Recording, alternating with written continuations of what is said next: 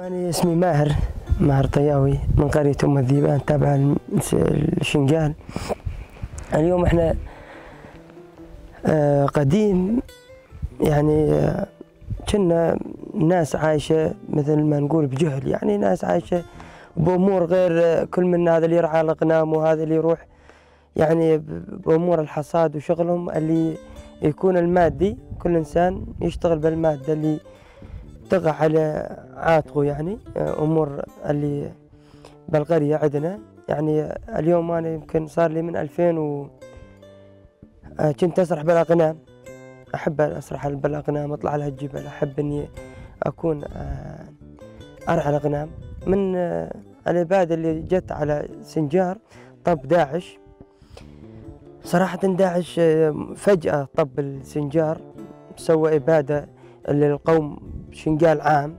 يعني اليوم احنا هذه التأثير اللي جاء علينا داعش هو يعني أول ما قلنا بالبداية قلنا هذا داعش هذا واستحل هالمنطقة هذه، وكنا ما متوقعين إنه أحد يزيح هالفئة. جت هذه الفئة الفتانة تريد تفتن القوميات وتطلع، يعني بالأخير اكشفت أنفسها أنها جاية مبعوثة أنها راح تجي تفتن هالقوميات الموجودة، هالشعوب اللي موجودة يعني. وسوت بالسنجار، يعني افتنت اليزيدية، افتنت العرب بيناتهم. يعني القوة اللي صراحة ما كنا متوقعين منه يحل هالمشاكل هذه. احنا قبل فكرنا أكثر تفكيرنا ما هو على داعش، شلون هالفتنة سواها، منو يقدر راح يبنيها، منو راح يقدر يرجع النسيج الاجتماعي القديم. كنا اليوم احنا وكرفان اليزيدية نروح ونيجي على بعضنا، أخوة كنا ياكلون عندنا ناكل عندهم، متعايشين عيشة طبيعية، عيشة محبة، نحب بعضنا، قوم واحد، هدفنا واحد كان. يعني صراحة اللي كنا عايشين واحنا وكرفانة ما كنا واحد يجي ويفتن هالقوميتين عن بعضهن يعني. وصار يعني صراحة داعش هو اللي سوى هالفتنة هذه بالقوميات اللي صارت، واحنا اللي حسينا قلنا من اللي راح يجي نرجع النسيج الاجتماعي. النسيج الاجتماعي كان تفرغ، يعني ما عاد يفيد. احنا وكرفان اليزيدية ما عاد يعني صراحة اليزيدية كانوا يفكرون يقولون السنة هو هم اللي قاوموا علينا ضد هالشيء هذا، يعني تفكيرهم. احنا هم كذلك الامر كنا ما نعرف شو نقول لكرفان اليزيدية، يعني صار عندنا تناقض بيناتنا، تناقض كبير. هو داعش جاء سوى هالفتنة اللي صارت 2016. بعدها طلعنا الروج هذا، يعني ظلينا ب 2016 انضميت، افتهمت انه اكو حركة موجودة تحامي هالمنطقة الموجودة، تحامي سنجار، جت لاقذاء سنجار. ب 2016 انضميت على هالحركة اللي موجودة، هي فكرة القائد عبد الله وجلان، هي فكرة تحية امور الحياة اللي صارت ب 2000 واللي بادل 2014 قاتلت اعطت شهداء. سمعنا ان هذه القومية جت تحل هالمشاكل اللي صارت بسنجار، حلت المشاكل اللي صارت بروجافة. هي من امور مصالحها هالحزب هذا مصالحه انه وحدة الشعوب، يوحد الشعوب، يوحد النسيج الاجتماعي. يعني سمعنا بهالحركة هذه، انضمينا على هالحركة هذه بكل روح، بكل معنوية، انه نكون ضد كل انسان يجي على هالشعب هذا او انه يريد يجدد. شفنا اللي انه هالحزب فكرة القائد عبد الله وجلان هي توسعة المجتمع، بناء المجتمع. يعني صراحة المجتمعات قديم مجتمع ما له حق، مجتمع منهك، مجتمع جاي انه اموره جاي انه بس انه ياكل يشرب ينام، مستعبد من قبل دول، يعني ما معطينه حق. مجتمع جاي ما عنده حق. اليوم كوني مواطن، كل انسان مواطن بسنجار او يكون بعراق او يكون بكل اسمه مواطن له حق بوطنه. اليوم المجتمعات القديمة ما لها حق بمجتمعاتها، ما لها حق بوطنها. اليوم احنا جايين ندافع عن، عرفنا انه هالفئة الحزب الديمقراطي هو حزب القائد عبد الله وجلان، ديمقراطية، انه القائد انه يبني شعب يحامي ارضه، يحامي منطقته. اليوم احنا بنينا قوة تسمت باسم اليبشة، هي تابعة فكرة القائد عبد الله أوجلان، ونمشي على هالفكرة ونظل نمشي عليها، أن هي الفكرة اللي صلحت بيننا وبين القوميات الأخرى، بيننا وبين القوة اليزيدية. يعني الفئة هذه هي اللي خلتنا نرجع على وحداتنا، نرجع على بيوتنا، نرجع على مناطقنا. مناطقنا كانت بيد داعش، داعش كان يفتر بمناطقنا وما حد يقدر يحكي مع داعش. نحكي مع داعش كان يهين اجدادنا، يهين ابهاتنا، وما حد يقدر يحكي معه. ما جت قوه قالت هذا غلط، غير فكره القائد عبد الله أوجلان، وحيت المنطقه هذه وحيت وحده الشعوب وتوحدت. واليوم لحد اليوم هذا احنا مقاومين لاجل شنو؟ فكره القائد عبد الله أوجلان مو لاجل مصالحهم الشخصيه، لاجل مصالح الشعب الموجود، لاجل مصالح الامه اللي موجوده، الامه اليزيديه، الامه العربيه، الامه من كافة الطوائف. ما جت نص مخصصة لفئة، جت كافة القوميات. واليوم احنا توحدنا ووقفنا مع هالقوة هذه، انها هي اقتنعنا وخذينا وعرفنا ان هالقوة هذه قوة توحيد مجتمع، توحيد المجتمعات الموجودة، تحامي أرضك، تحامي منطقتك. اليوم ما كل إنسان يجي يريد يفوت بمنطقتنا، نخليه. يعني عرفنا اللي فكرة القائد عبد الله أوجلان هي لتوسيع مجتمعاتنا، واحنا اليوم ما نقبل أي فئة تجي وتفوت بمجتمعاتنا. مجتمعات سنجار هي مجتمعات سنجار، هي مجتمعاتنا اللي موجودة. واليوم احنا قريتنا موجودة، والقرى اللي موجودة داير ما يدورنا. واليوم احنا فكرة القائد خلتنا ناخذ من كافة القوميات، توحدنا، قوميات اليزيدية، قوميات الشيعة، قوميات العرب، توحدنا وبنينا قوة لتوحيد المجتمع. واليوم ما نرضى إنسان يجي يريد يفلش هالقوة هذه. إن القوة هذه اليوم واحد ولد عمي ماهر طياوي موجود، إحنا أعطينا شهداء هنا بالمنطقة. اليوم راحت لنا شهداء بس هم الذيبان 39 شهيد راح لنا. مو بكل سهولة اليوم إنسان يجي يريد يبعد الفكرة هذه أو هالشهداء، دم الشهداء اللي بالأرض راح، ويجي يريد ياخذ هالمنطقة منا احنا وهالمنطقة. يعني اليوم ما نسمح لأي فئة تجي تريد تفوت على مناطقنا ونقف بضدها، اللي تكون لولا أي ما يكون فئة تريد تطب على مناطقنا، واعطينا شهدائنا واعطينا التعب اللي اعطيناه. ما نقبل فئة تجي تفوت بمناطقنا.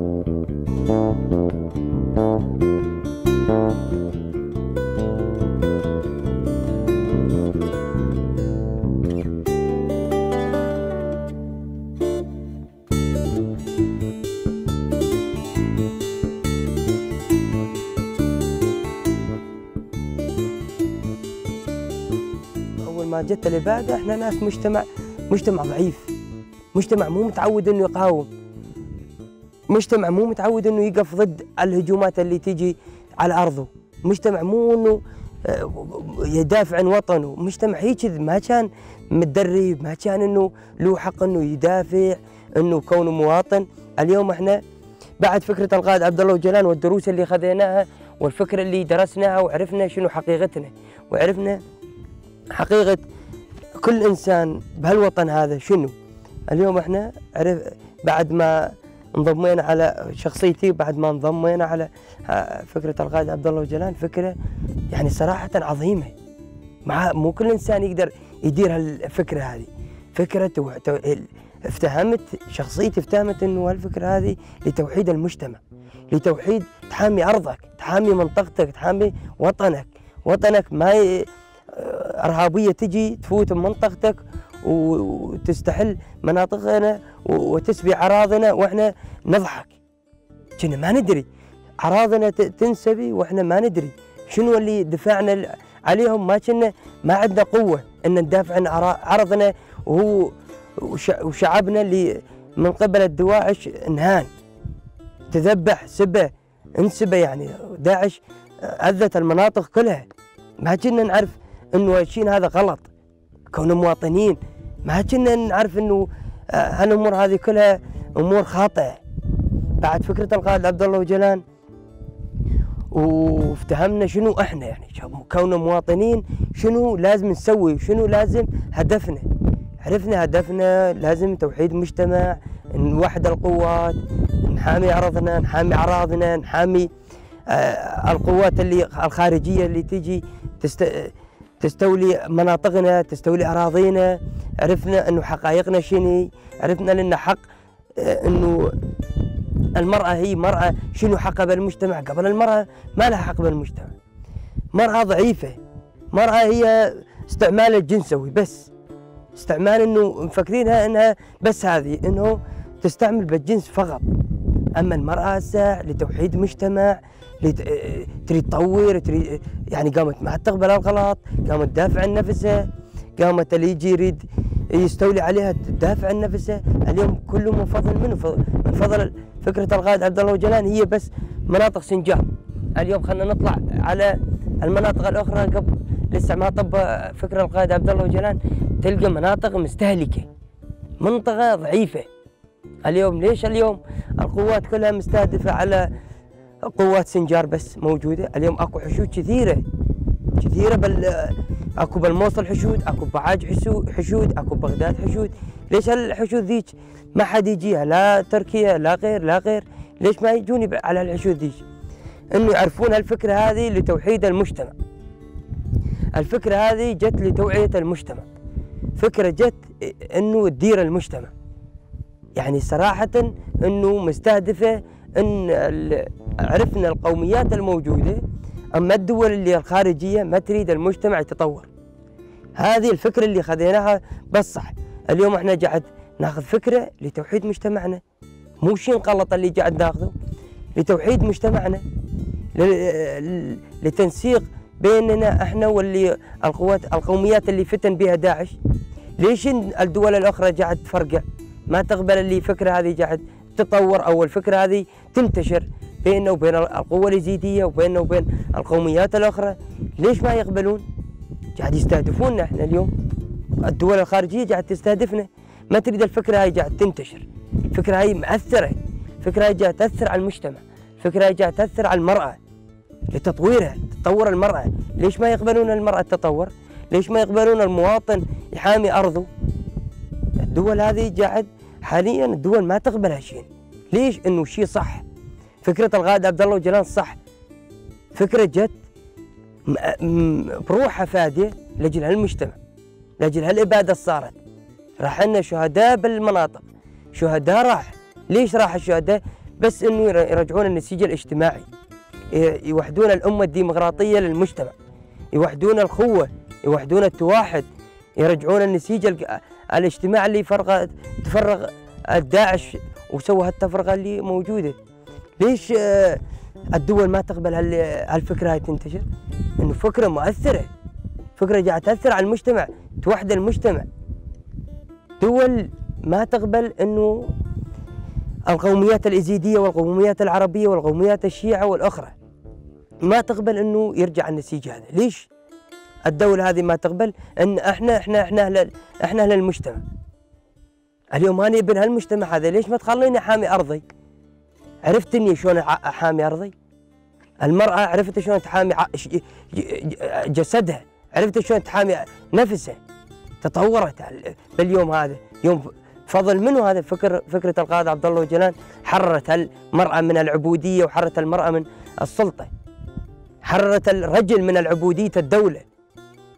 هذا كله من فضل منه، من فضل عبد الله أوجلان القائد. الأمة يريد يوحد الأمة العربية، يريد يوحد الأمة الشرق الأوسط كلها توحد، توعى، تحمي نفسها بنفسها. اليوم فكرة هذه مو خاطئة. اليوم احنا كل انسان عنده فكر وعقل. اليوم انا شخصيا لو اعرف الفكرة هاي غلط ماني واقف معاها لحد اليوم، ولا قاعد احمي ارضي منها. كان اقول المجتمع هسه توعى. المجتمع هسه قبل نروح نفوت على المجتمعات سنجار، واما القوميات بسنجار نشوفها قوميات مستهلكة، قوميات ضعيفة، اجتماعاتها، جلساتها، العشاير، تشوف سوالفها كلها بسيطة، شنو على امور المادة، على امور اللي ما تبعد حول بيته. اما هسه مجتمعاتنا بفكرة القائد عبد الله أوجلان شنو قام؟ كله مجتمعاتنا قامت تسولف على عبادة، صارت قامت ما عاد تقبل الظلم، قامت ما عاد تقبل الخوارج تجي تتدخل بالقوميات الموجودة. قام الشعب اليزيدي هسه عرف شنو الحقيقة. اليوم الشعب العربي عرف شنو حقيقته اللي تجي انه تفرغ المجتمع. يعني اليوم احنا عرفنا من فضل منهم، من فضل فكرة القائد عبد الله أوجلان وشهدائنا اللي حرروا مناطقنا، حرروا الشعب اللي مظلوم كان، وداعش يغتصب نسانا ويذبح رجالنا.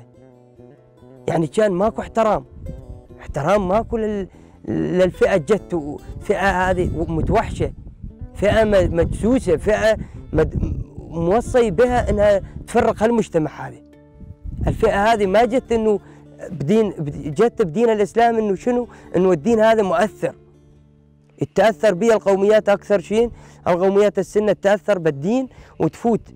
يعني عرفوا بهالشيء. ليش؟ على مود اللي الشيعه اما اليزيديه يحاربون القوميات السنه على مود يصير فتنه. عرفنا من فضل منهم، من فضل القائد عبد الله أوجلان عرفنا حقيقتنا، والقوه اليزيديه عرفت حقيقه السنه شنو لهم. اليوم كنا احنا وكرفانه كنا ايد وحده. ليش قبل اليوم ما صار تفرقه؟ ليش ما صار غلط بيناتنا؟ ليش ما صار شيء بيناتنا؟ ليش احنا كنا متوحدين ونروح ونجي وياكلون ببيوتنا وناكل ببيوتهم؟ من فضل منه. هسه قبل ما توقعنا انه راح تجي مناطقنا هذه، لو ما فكره القائد عبد الله أوجلان لو يجي مو دوله ما توحد المجتمع هذا. ان فكره القائد عبد الله أوجلان مؤثره للمجتمع. هسه فكره القائد عبد الله أوجلان جاءت تفوت بمناطقنا. صراحه هسه الدوله تجي على مناطقنا، يعني تفوت مع نسواننا. احنا ما نقبل، انا امراه ما تقبل تفوت. ليش ما تقبل؟ توعت انه عرفت انه البشمركه والغير تركوها ومشوا، ما حاموا مناطقنا. فكره القائد عبد الله أوجلان قالوا اللي يعني افتهمنا من فكره القائد انه كل انسان يحامي نفسه، كل مواطن بالمجتمع يحامي مجتمع. اليوم احنا توحدنا، واليزيديه والعرب والشيعه، وعلى فكره القائد عبد الله أوجلان، وقاعد نحامي اراضينا ونحامي مناطقنا وتوحدنا، ورايح نوسع هالفكره هاي، نوسع هالفكره هذه للقوميات الموجوده هي تحيي. مثل ما نقول احنا اللي صار بيننا وبين الكرفانه شلون ذبل، شلون السجر وذبل مات وحيا من جد وجديد. الفكره هذه حيت المناطق من جد وجديد. يعني هسه رجعنا مثل قبل من فضل منه، من فضل القائدنا اللي هو عبد الله أوجلان اللي حرر مناطقنا. نآمن بهالشخصيه هذه. ليش نآمن؟ انه هو حررنا، هو اللي وحدنا، هو اللي رجع النسيج الاجتماعي من قديم اللي لما جاء داعش وخربوا. هذه لازم نقف وكنا موحدين. وهسه وبعدين اقول للقوميه اليزيديه واقول للقوميه العربيه انه نتوحد ضد كل انسان يجي على مناطقنا ويريد يخرب او يريد يرجع الفتنه من جد وجديد. كل انسان هسه فهمنا مناطقنا وفهمنا قومياتنا وافتهمنا من فكره القائد انه كل انسان لا يجي يخرب هالنسيج الاجتماعي. والبدايه اللي ما ظل شيء الاباده، يعني 2014 ما ظل شيء لتذكار 2014 السنة الجديدة. هي سنة مؤثرة للقوميات اللي قوميات سنجار وبل قوميات الشرق الأوسط عام، يعني نسولف انه اثر على مجتمعاتنا اليزيديه. واكثر شيء احنا اللي مؤثرين وتاثرنا انه سبوا اراضينا وسبوا يعني مناطقنا وسبوا اراضينا، وكانوا يعني صراحه انه لما نيجي هاليوم هذا نتاثر وشخصياتنا تتاثر ومجتمعنا يتاثر بهاليوم هذا، انه اليوم هذا مؤثر جدا، يعني مؤثر بشعبنا. شعبنا لما يجي هاليوم هذا يتذكر الايام يشوف الحزن. احنا نسميها الساعه اللي الاباده ذيك صارت نسميها حزن، صارت علينا حزن على القوميه اليزيديه، حزن على القوميات اللي تاثرت الاخرى.